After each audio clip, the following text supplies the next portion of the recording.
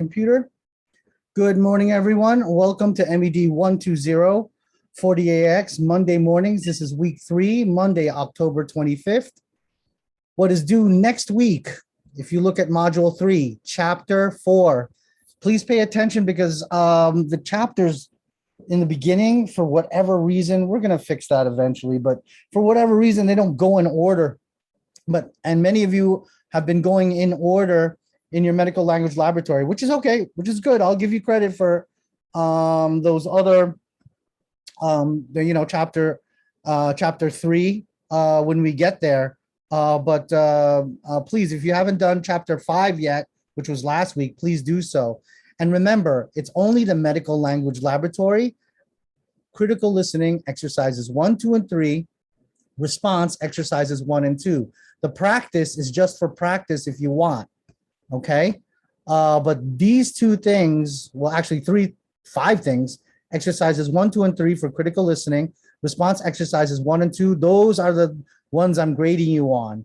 And if you have like grades in the 30s, I cannot give you full credit. So retake it. And if you have issues with, like, it's not letting you retake it and so on and so forth, please give me a call. I had a couple of those calls last week, and we were able to resolve that.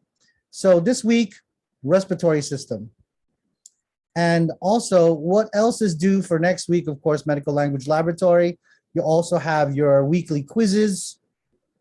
And the discussion forum for this week, let me add that in. What do discussion 3?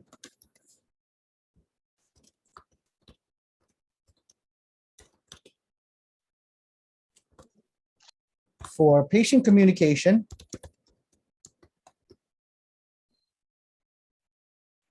for language barriers, and patients with difficulty in hearing. So again, part of the communication aspect of this course. Now, get strategies and get protocols that are actually being practiced. 2021, make sure to cite.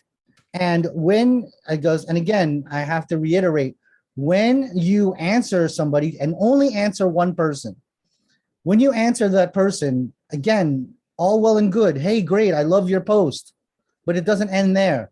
What other evidence can you bring to the table that can support the original author? Okay, let's say someone came up or found a patient strategy for language barrier, especially if there's no translator. Okay, there's no translator. I would do the following: A, B, and C.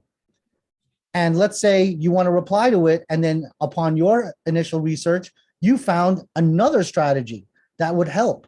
Then bring that to your reply.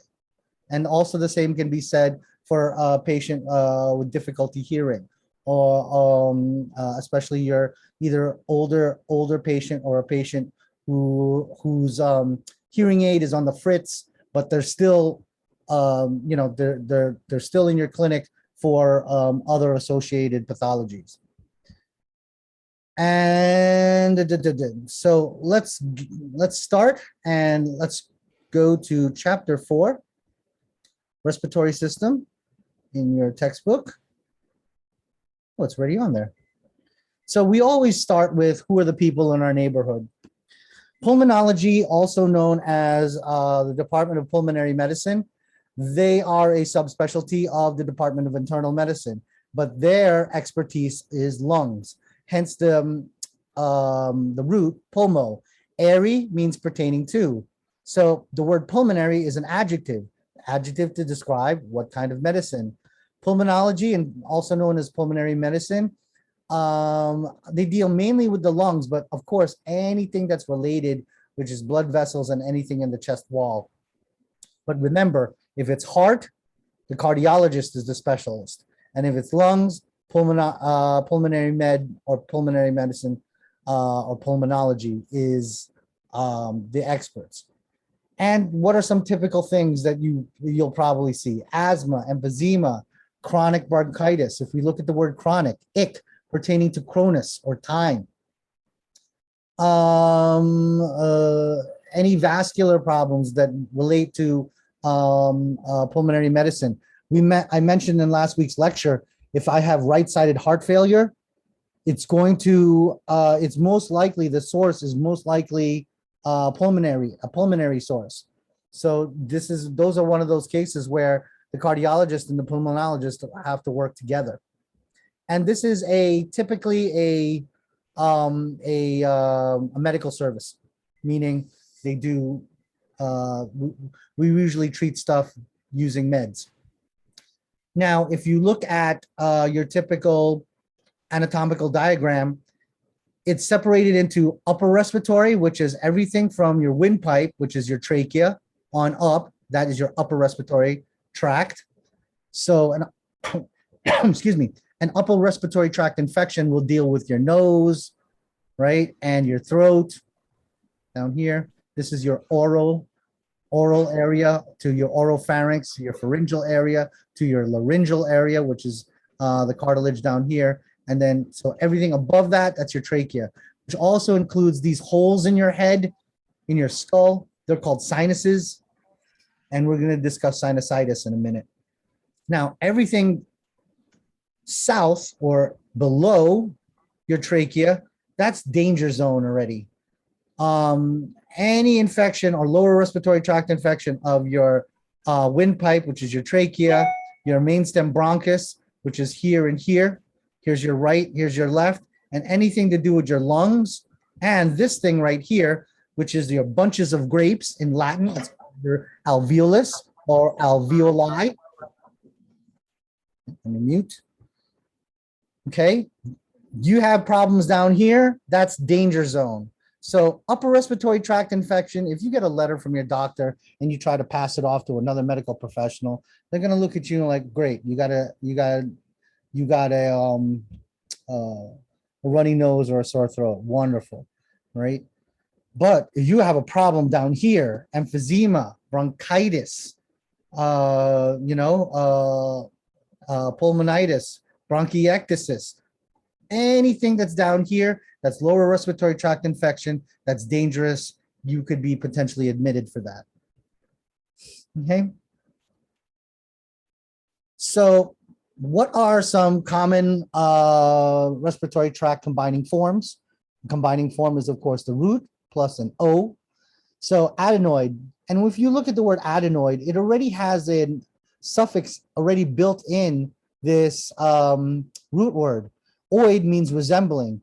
Adin is the root for gland.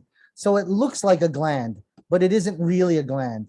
Your adenoids are part of your lymphatic tissue or part of your immune system that's in your oral and oropharyngeal cavity. So sometimes you got to take them out because they get infected. You have adenitis and or adenoiditis, to be a little bit more specific. So we have to remove them, and the suffix ectomy, excision, remove. And remember why, process of, right? Remember the difference between ectomy and tomy. Tomy just means to cut into, but ectomy means excision and removal. Doesn't that look like a beautiful both A and B question? So when what's a classic question for a nice midterm question? In the medical term adenoidectomy, what am I doing with the adenoids? Am I just cutting into them? Am I removing them? Both? Neither. Laryngoscope, your larynx or your voice box, right? I stick a fiber optic tube down your throat, and I use this tube, this actual instrument.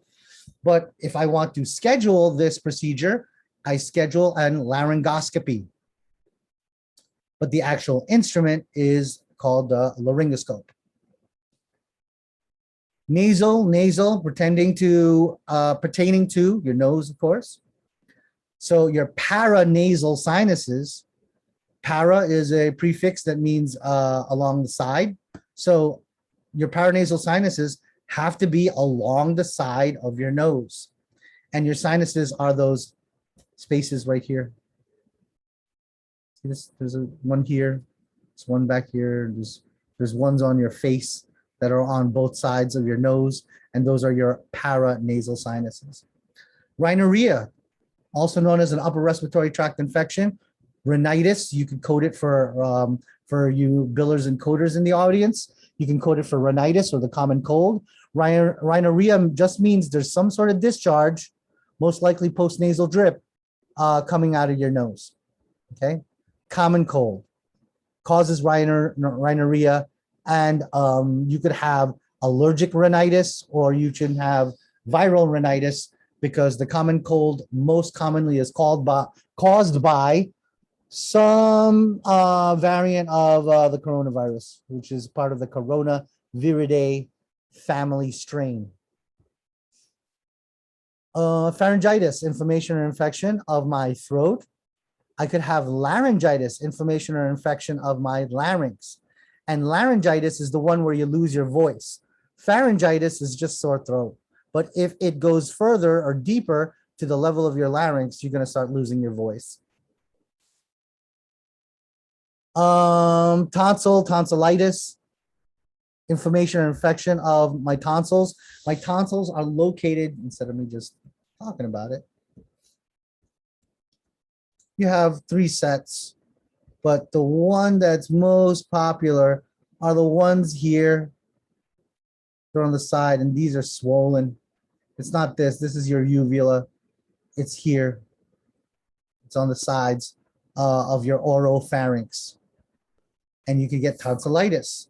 Or you could have peritonsillar erythema, or red spots, which aren't good. Sometimes they're green. Sometimes they're yellow, depending on what level of infection we're talking about here. So the peritonsillar area, even if the tonsils aren't swollen, I look at that area because it's an indication of an impending upper respiratory tract infection. Now, your trachea, your windpipe. Remember we talked about ectomy? Well, we have here stomy. Why? Is the process of I'm going to form a stoma, or an opening. And that's if something's blocking my airway. In emergency medicine, I have no choice but to cut into your trachea or your windpipe. And cutting into my windpipe, that procedure is called a tracheotomy. And then a tracheostomy, that's when I put the tube or that little plug that opens up the airway. Now, lower respiratory tract infections. I showed you the bunches of grapes. Alveolus, singular. Alveoli, plural. It's surrounded by a bunch of capillaries. How do I know they're capillaries? They're very small, very thin. They both have blue, deoxygenated blood, red, oxygenated blood. This is the area that's very delicate in your lungs. This is the area for gas exchange at the level of your alveoli. If you have too much water in there, like in the case of pneumonia, that's not a good thing. Gas doesn't go through water very well, but it goes through this stuff real well. It's only one cell thick, so carbon dioxide can easily go out, and you could exhale that, and oxygen, when you inhale, can easily go in. But anything that gums this up is a problem. Alveolitis is a problem. Bronchiolitis is a problem, right? Inflammation or infection of this area, you will not be breathing very well. You'll have difficulty breathing called dyspnea. Let me write that down.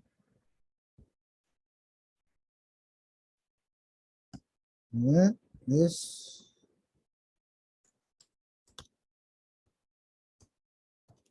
Nia breathing. So Nia is one of those really weird things where it's like it's a root and a suffix at the same time. But for our purposes, since it's on the end, let's say it's a suffix. So Nia means breathing. And dis is the prefix that means abnormal or painful. And we already mentioned this before, tachypnea, bradypnea. I have fast breathing. I have slow breathing. Okay? It's 12 to 20 breaths per minute. Greater than 20 breaths, I have tachypnea. Less than 12, I have bradypnea. So tachy, fast, brady, slow. If you have two things that are opposites, memorize one like your life depended on it, and whatever the other one is the other one. For me, it's tachy. What goes out of style real fast? Tacky things. So tachypnea, fast breathing. Bradypnea is the other one. Dyspnea is abnormal breathing, wheezes, rales. Rales is spelled R-A-L-E-S. It sounds like rales or rhonchi, R-H-O-N-C-I. Why am I spelling it out? Jeez. I have a thing right here, rhonchi or rales. Those are abnormal sounds. If I have abnormal sounds, odds are my patient is having difficulty breathing. They're having dyspnea or experiencing dyspnea. So alveolar, any alveolar pathology in our bunches of grapes or our alveolus, singular, alveoli, plural. Don't you think I could ask that question? How about bronchus, one of the main tubes in your lungs? And plural, bronchi. So if my patient has bilateral bronchiectasis, then it is affecting not one, but two bronchi. But if it's only left side or only right side, it's only affecting one bronchus. And bronchiectasis, dilatation or expansion. Now, you may think that, having extra space in your lungs may be a good thing. But remember, homeostasis states that we can't have too much or too little of anything. And too much space in your lungs is not a good situation. You'll learn more about that in both your pathology class and anatomy and physiology on why bronchiectasis, especially if it's associated with the chronic illness called emphysema. Usually the profile is smoker. Bronchiectasis isn't a good thing. It decreases the level of oxygen. It actually dilutes the level of oxygen due to the extra space. And then my patient can't breathe very well. Bronchoscope versus bronchoscopy. The scope is the actual instrument. Scopy, if I had a Y on the end, that's the thing that I schedule. Okay, so doesn't that look like a beautiful both A and B question? Judy wants to schedule a flexible tube to be put down the throat of her patient to look at the lungs. Would she schedule A, bronchoscope, B, bronchoscopy, C, both, D, neither? And of course, it would be bronchoscopy. That's the thing you schedule. Bronchoscope, that's the thing you put down their throat. Bronchiole, the suffix OLE means very small. So your bronchiole isn't the big tubes here, right? Here's your right mainstay bronchus. Here's your left mainstay bronchus. But all these little tiny ones here, these are bronchioles. And then the terminal bronchiole ends in an bunches of grapes, which is an alveoli. And that's what you keep on hearing me say, bunches of grapes. That is in Latin is the term alveoli. The pleura is the covering of your lungs. So if my patient has pleuritis, guess what? They're going to get pneumonitis or inflammation or infection in my lungs pretty darn quick. And also, you may be familiar with the term pleuritic because, if you have a really bad cough, especially like a barking cough, like you're a seal, the kind of cough like, like that. Sorry for the poor vocal rendition. But we all know that when you cough really hard and start barking like that, your chest starts to burn and starts to hurt. That's called pleuritic rub. Itic, or pertaining to your pleura. It means the covering of your lungs. You already have infectious pleuritis. And that's not a good thing because that is part and parcel of an impending lower respiratory tract infection. And remember what I stated about 10 minutes ago, a lower respiratory tract infection is bad news. Pneumonia is a lower respiratory tract infection. It's inflammation or infection of one or both of your lungs. If it's one lung, it's unilateral, meaning uni, meaning one, later, side, bilateral means both lungs. Bi is the prefix meaning two, later is the root meaning sides. Unilateral, bilateral. And pneumonia is bad news because depending whatever causes it, it starts building up fluid in your lungs. And remember what I stated, oxygen doesn't flow through your lung, a wet lung very well.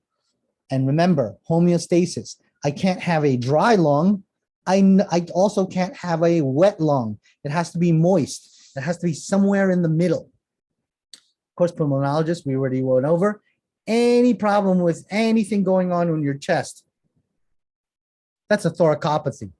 So how's this question for a thoracopathy? Which of the following is an example of a thoracopathy?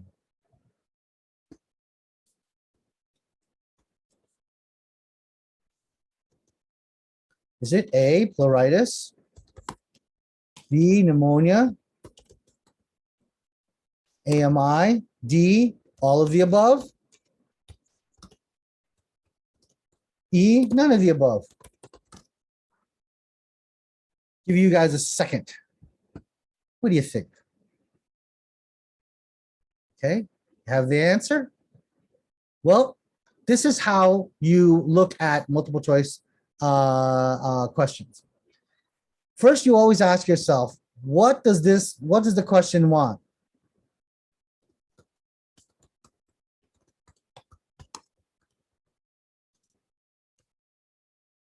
So the question wants me to say, is it an example of thoracopathy? Okay, so I'm going to highlight this word because that's the main word. And I got to know what it means. And thoracopathy, I already know process, disease process of my thorax. And I have to know that thorax equals my chest. So is pleuritis, is the covering of my lung in my chest? Yup, that's a good answer. Is pneumonia a problem in my chest? Yup. Is an acute myocardial infarction a problem in my chest? Yup. So what's the best answer? All of the above. None of the above, I cross it out. Do you see? And then I check. Hey, is pleuritis a thoracopathy? Yes. Pneumonia is a thoracopathy? Yes. AMI is a thoracopathy? Yeah, it is. It's in my chest. It's a heart attack. So all of the above, best answer. Even me explaining to it didn't take more than 30 seconds. And typically you have around, if it's like 4 to 5 choices in an actual like board exam, you, well, if it's like MCATs, you got about 35 seconds to answer. NCLEX 40 to 45 seconds. And that is the pace that you should be going. So let me review how to deal with a multiple choice examination.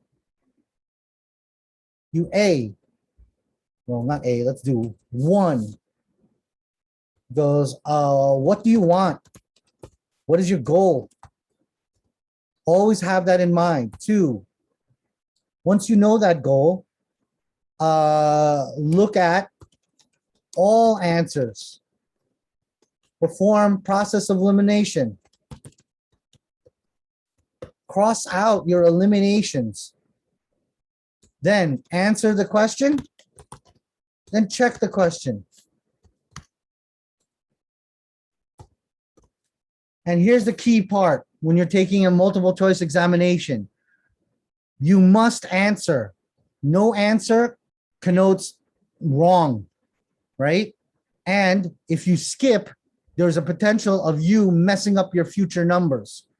So just like in real life, you work on patient 1, you focus on patient 1. After you're done, you checked your answer, you went through your protocol, you move on to patient 2. Do you ever go back and check on patient 1 again? No. You move on. Do you check ahead to patient 5? No. You go in a row. And the beauty of this protocol is that it keeps you disciplined.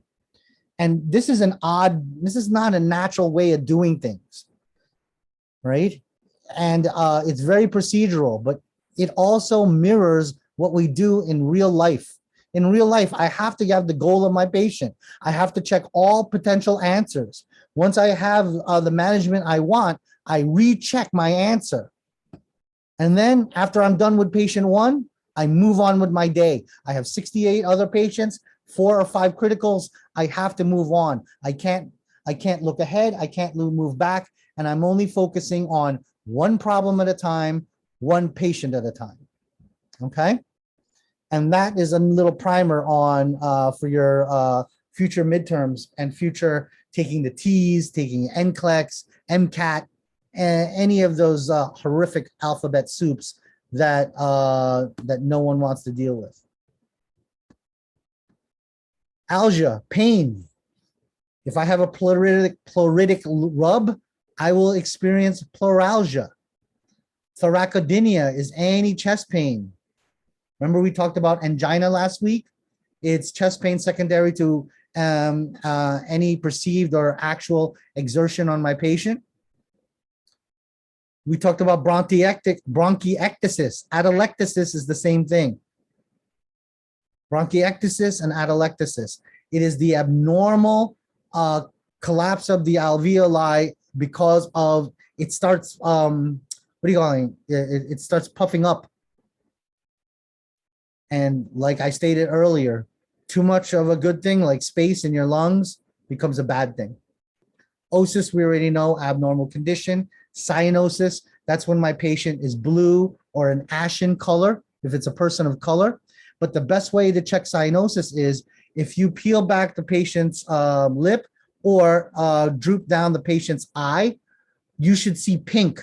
If you don't see any pink or any vasculature, that is also cyanosis. Anosmia, my patient can't smell. Now, it could be, congestion, but if my patient doesn't have any congestion, I'm starting to think of a neurologic problem if my patient can't smell. Or if your patient starts smelling things that aren't there, like for epileptics, there's something called aura. They start smelling and sensing things that aren't there, like shiny lights or whatever. I always tell a story about, I had a patient, she was complaining at me. She was like, why don't I get blueberry pancakes? And I'm like, what the hell are you talking about? It's a hospital. It's a state hospital, no less. No one's getting blueberry pancakes. But she kept on telling me that it was unfair that other people had blueberry pancakes. Well, a minute later, nurse calls me, she's having a seizure. She wasn't smelling blueberry pancakes. She was experiencing something in neurology called an aura. It is your senses start going off kilter because the electricity in your brain starts getting a little bit weird, and then that will signal the disorganized electrical firing of your brain, which then gets manifested as a seizure or a seizure disorder. Right? That's a nice little neurologic side note, all stemming from the word anosmia. Hypoxia. Hypo means low, under, below, deficient. Oxia, ia is state or condition. Ox is oxygen. So ox is the root. Ia is the suffix. Hypo or hype is the prefix. And it means to have abnormally low levels of oxygen at the cellular level. That's not a good thing. And especially if the lung problem is starting to give my patient hypoxia, that means there's not enough oxygen in their blood. That's bad news. Phasia. I like the word dysphagia. Aerophagia is it's not as common. It's common in babies, I guess. But aerophagia, when you start swallowing or eating air, especially if babies if the baby is extra fussy and not necessarily indicative of a gastrointestinal problem. But dysphagia, abnormal or painful swallowing, yeah, that's not a good thing. Apnea, A means no or not or without, that's a prefix. And there's another weird one where nia is like, ia is like state or condition, and pn is like the root. So it's one of those situations where the root and suffix are like the same thing. But according to this, if you look at the suffix, pnea, P-N-E-A, means breathing. So if my patient, let's look at the different kinds of breathing. Let's look at pnea. Of course, oops, that's tiny. Of course, my patient could have dyspnea, which is abnormal breathing. They could have hypercapnia.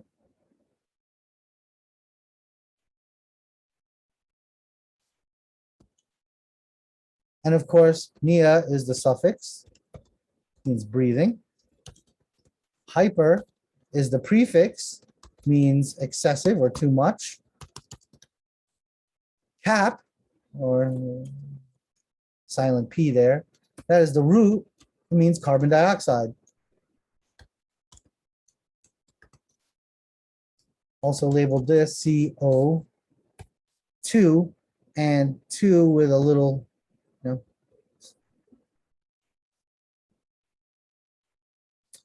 So if my patient has hypercapnia, they have a state of breathing of too much carbon dioxide. Okay.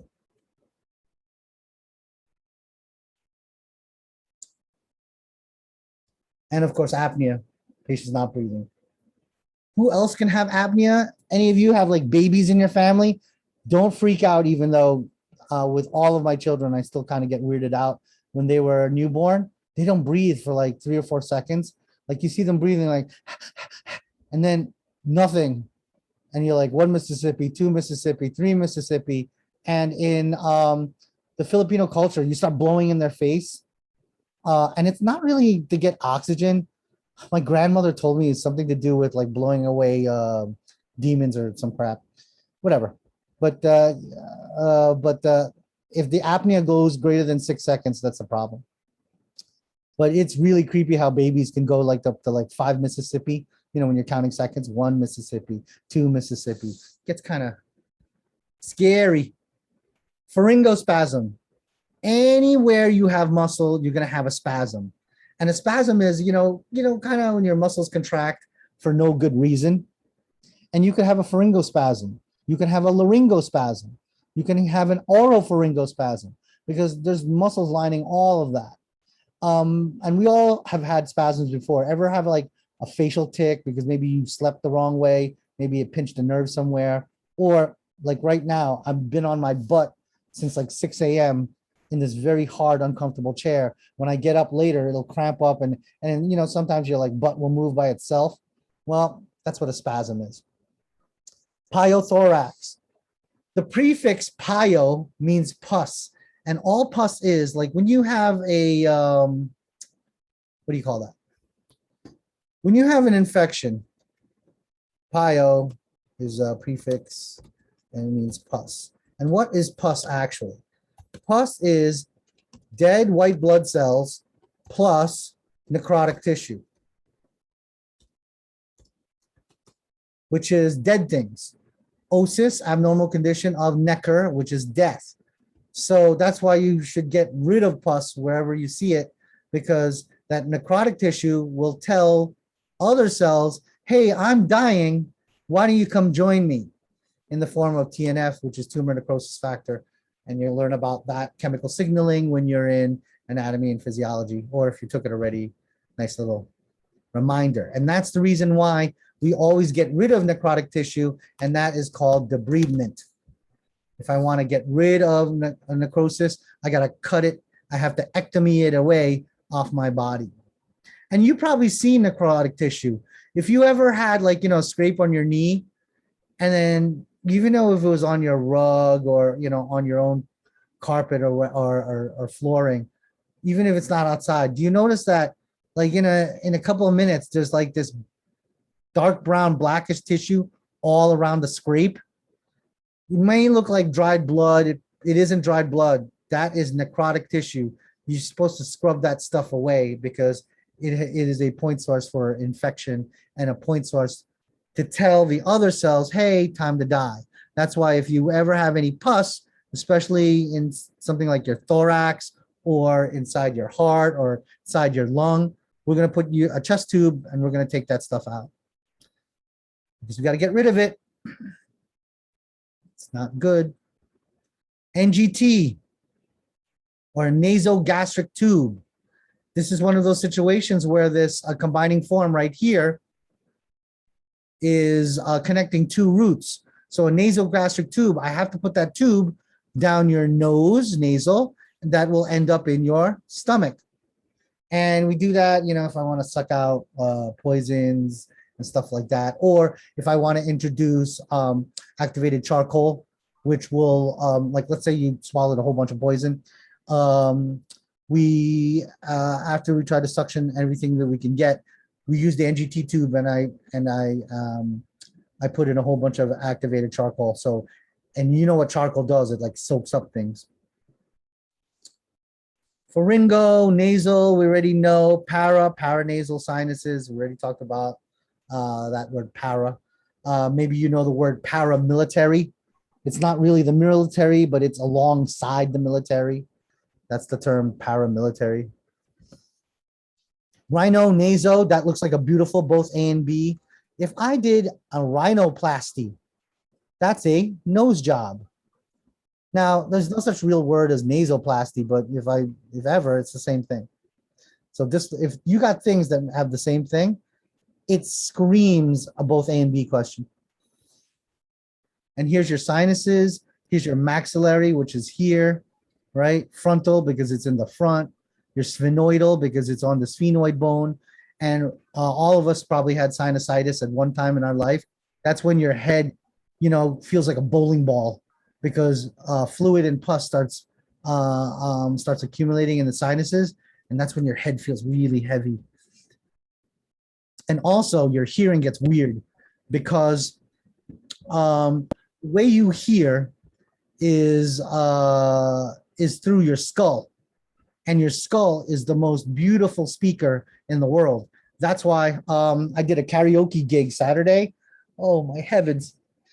Everybody, well, it's not only the alcohol that makes people think that they deserve a record deal, but man, that was a rough night.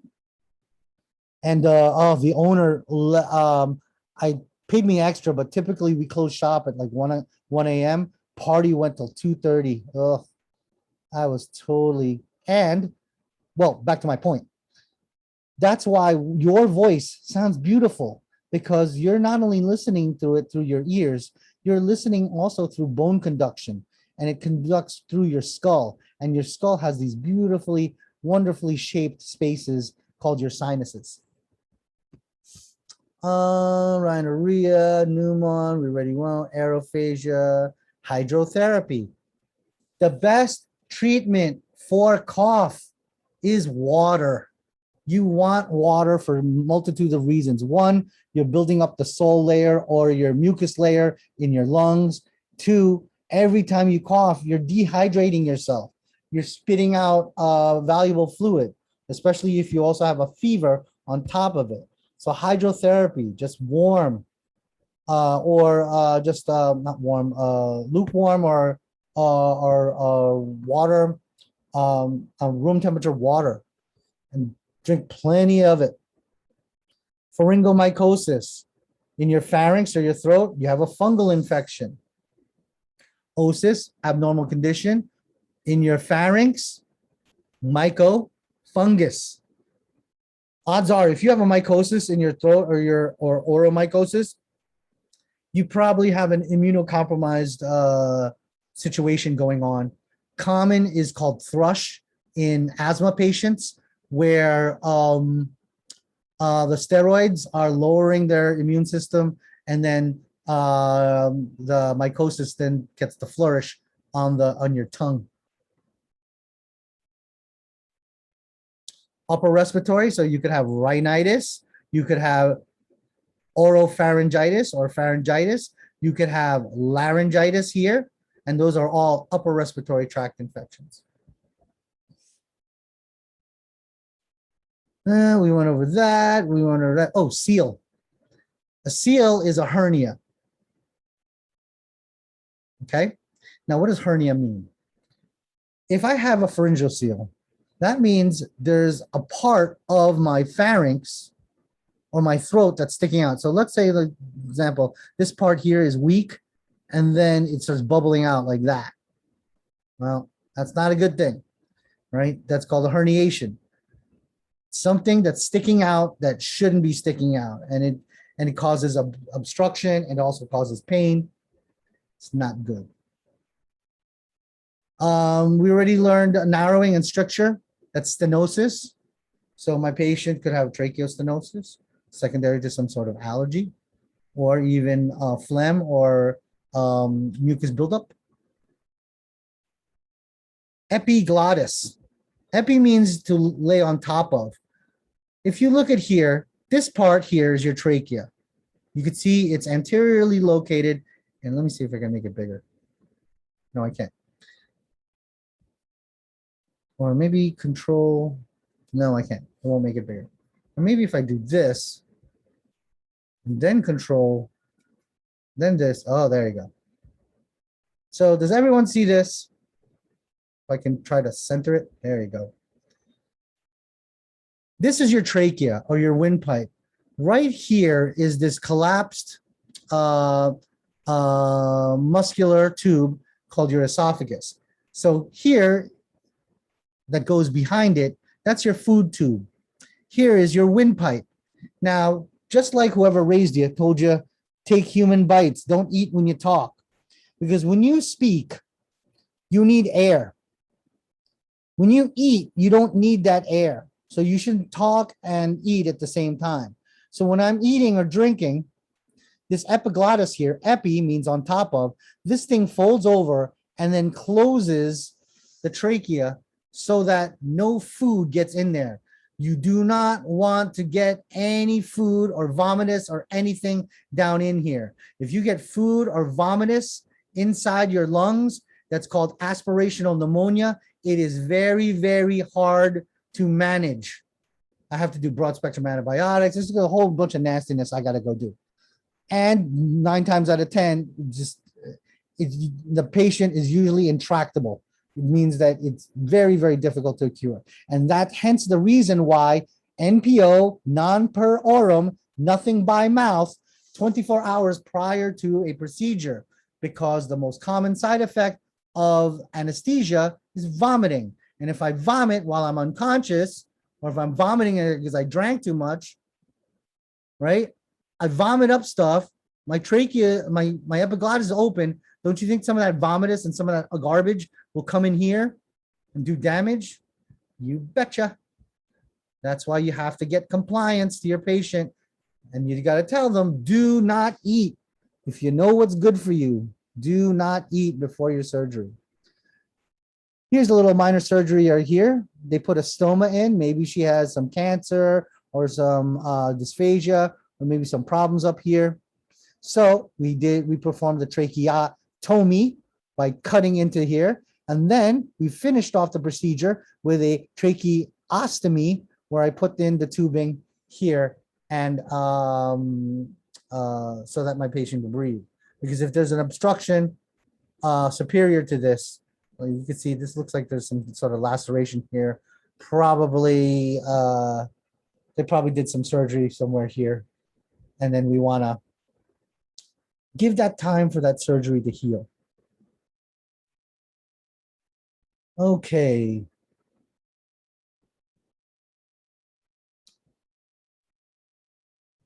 Pneumo, we already went over that. Oh, here's a pneumonectomy, ectomy, excision. The cool thing about lungs is that I can take a piece or I can take the whole entire thing. And it has lobes.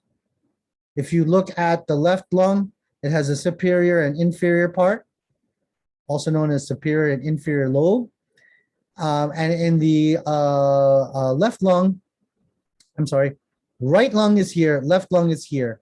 Left lung has a cardiac notch.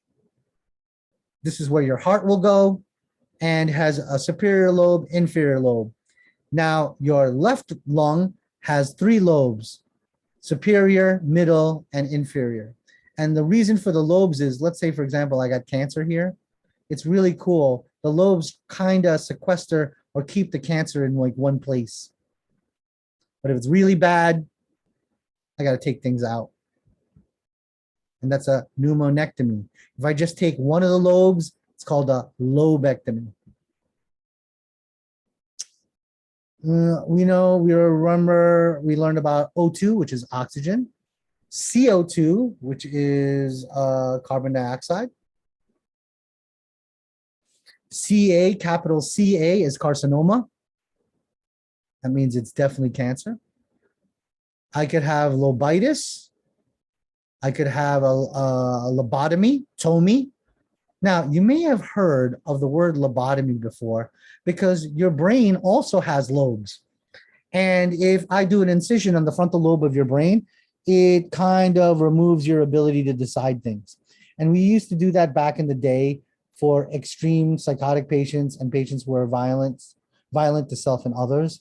If the electrotherapy didn't work, if the meds didn't work, if nothing works, we have to do a lobotomy, and it totally, for lack of a better term, calms down the patient. The patient's no longer violent, but it also turns the patient into kind of like a vegetable. Now, excision of a lobe, lobectomy, a little bit more rare in neurology, but not so rare in pulmonology. Pain, for dyspnea, we already went over. Algia, dyspnea, Brady. U means normal, but unia, we don't usually say that. We just say the patient has normal breathing. But we do say tachypnea, I do say dyspnea, I do say bradypnea, I do say apnea, but unia, not really, right? Not really a common medical term. CPAP, continuous positive airway pressure. We use that for patients who have OSA or obstructive sleep apnea. You know, the people who snore really bad. If you snore so bad that people can hear it in the other room, or it's called the partner test. Whoever your partner is or roommate, if they can't handle your level of snoring, you most probably have obstructive sleep apnea. We have to do some tests on you, which includes a sleep study, right? And then you're found to have that. You can have surgery to remove the obstruction or to lessen the obstruction. Or my nephew has this, has CPAP. And here's the CPAP machine. And there's the obstruction somewhere here. Another reason to use the CPAP machine, let's say I'm waiting for this little guy to grow a little bit more, because we don't like doing surgeries on children less than 5 years old for a multitude of reasons.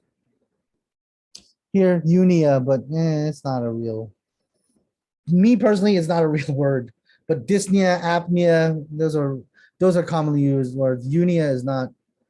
Eucardia they use, but unia, well, actually even eucardia, I see the word normocardia quicker than I see unia.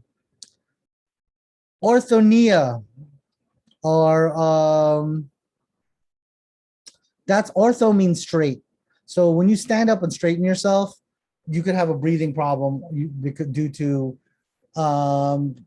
it could also be due to some cardiac insufficiency as well. You'll also have associated orthotic hyper or hypotension. And remember, hypertension, increased blood pressure. Hypo, the exact opposite.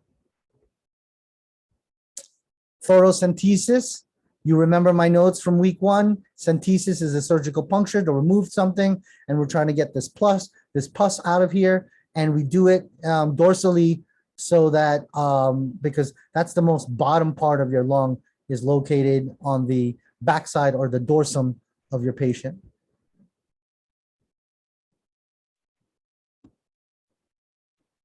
No, look out for the words muco and myco. Muco means mucus. Myco means fungal infection.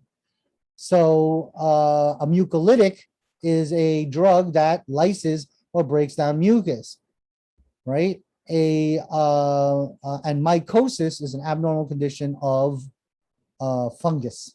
or a fungal infection. Again, mycosis typically signals an immunocompromised patient. Pneumomycosis is very, very common with HIV patients. Bronchopneumonia, PCP, pneumocystis pneumonia, pneumocystis carinii pneumonia. The C stands for carinii, and your carina is the split between your left lung and your right lung. Pneumocystis carinii pneumonia only exists in AIDS. If your patient has PCP, assume AIDS, and of course PPE otherwise, because it's normal in your lung. But if it gets so out of hand, especially in an immunocompromised patient, it's indicative of full-blown AIDS. Oh, let's look at this COPD, chronic obstructive pulmonary disease. And you have three types. You can have chronic bronchitis, and that means the bronchioles will start tightening up, and there's going to be a lot of mucus. You could have asthma, again, constriction of smooth muscle. It's all going to get tight and with a lot of mucus. Or you could have emphysema and have atelectasis, enlarged or abnormally enlarged alveoli, and distension of your bronchioles. Everything will be all puffed out, and still my patient's going to be hypoxic. Still my patient's going to have this dyspnea and have problems breathing. And these are chronic illnesses. They're not, they're months to weeks to years. These three things. Doesn't this look like a beautiful all of the above question? Which of the following are part of COPD? A, chronic bronchitis, B, emphysema, C, asthma, D, all of the above. Things that make you go, huh. TB, common outside the United States. It's very vicious. It is caused by a bacteria, Mycobacterium tuberculosum. It is nasty, and it forms these things called granuloma. Oma means tumor, and your granuloma macrophages start forming these big masses, and they start obstructing things and messing with not only your lungs, it messes with a whole bunch of other systems. Okay, let's finish this out, and we'll call it a day. Abbreviations. ABG, very common in pulmonology, arterial blood gas. And we learned about CO2, carbon dioxide. We also learned about O2, oxygen. Of course, it will look at those things, but ABG also looks at the pH, or how acidic or how basic my blood is as well. And those are the three primary things that you look at when you're analyzing ABG. And if you're in my, is it AMP 1 or 2? We go over how to read ABGs. And you'll need that because it won't be on my exam, but it'll definitely be on your NCLEX for you future nurses. And it will definitely be on your exams for your future pathology classes. AIDS, we already discussed. ARDS, acute respiratory distress syndrome. Now, we talked about COPD, which is chronic. Acute is quick, it's fast, happened just this weekend. That's what an ARDS is particularly savage and quick. The patient gets dyspnea real fast. The typical would be like, oh, I had a sore throat Saturday night, and then Sunday morning, I felt like the lump got bigger. Then it was wheezing by Sunday afternoon, and then now that I'm here, Sunday night, I can't breathe. That's how fast ARDS is. And ARDS for babies really progress like hours. CF, cystic fibrosis, that means cysts, right? Pus, and they have fibers all around it, abnormal condition. And that's gonna gum up all your mucus, and they have excessive mucus, and they have a hard time breathing because of all the fibrosis and the pus and the mucus. COPD, carbon dioxide, CPAP, we are over. CT is a computerized or computed tomography. Tomo means place, graphy means the process of recording. So it uses multiple x-rays to get a 3D picture. The computer makes a 3D model of what's going on in your body. DPT, diphtheria, pertussis, tetanus, nice to know. Diagnosis, must know. EEG, electroencephalogram, that's what we're measuring, right? The actual recording of the electricity of your brain. And EEGs are required for sleep studies when we talked about obstructive sleep apnea. Now, electroencephalography, that's the thing that you schedule. And how do I know? Why? Process of. Don't confuse EEG with ECG or EKG. Don't you think that would be a beautiful hint, hint question on my exam? ET tube or ETT, yeah, it's semi-common. That's your endotrach. FVC, forced vital capacity, you'll learn more about that in anatomy and physiology. HCO3 minus, it's bicarbonate. That is a mild base.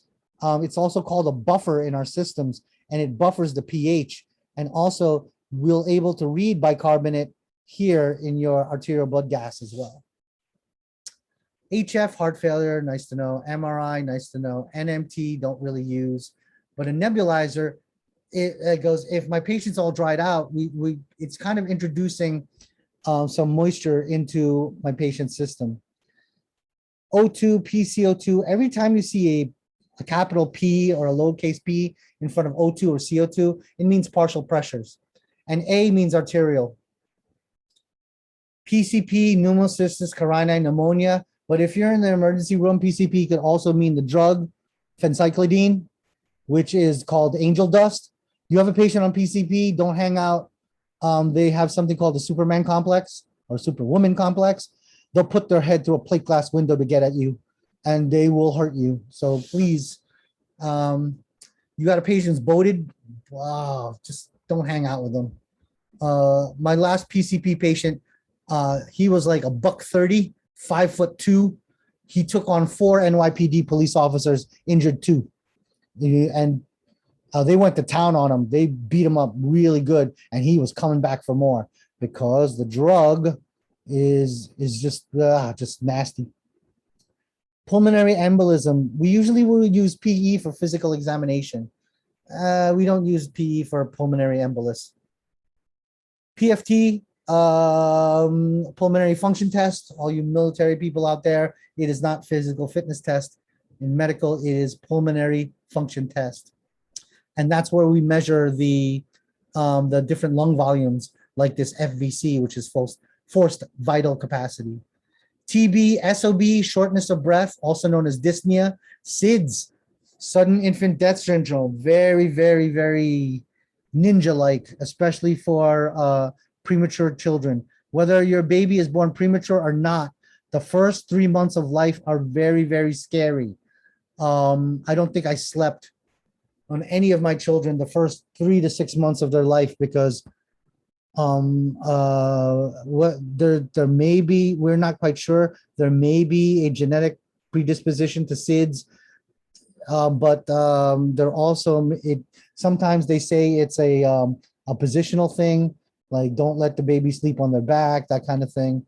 I remember when Chanel was a baby, I don't know, my wife made me duct tape a tennis ball to her stomach, to her back so she wouldn't roll over.